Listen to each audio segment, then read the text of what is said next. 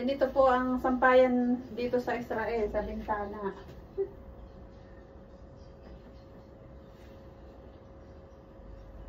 Sa bintana ang sampayan. May mga tali-tali.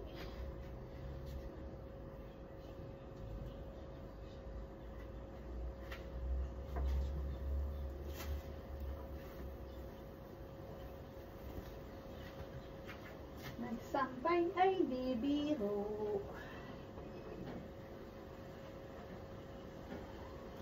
Kung sa Pinas ay sa labas ng bahay, dito sa Israel ay sa labas ng bintana ang sampayan. Nakakatuwa nga dito.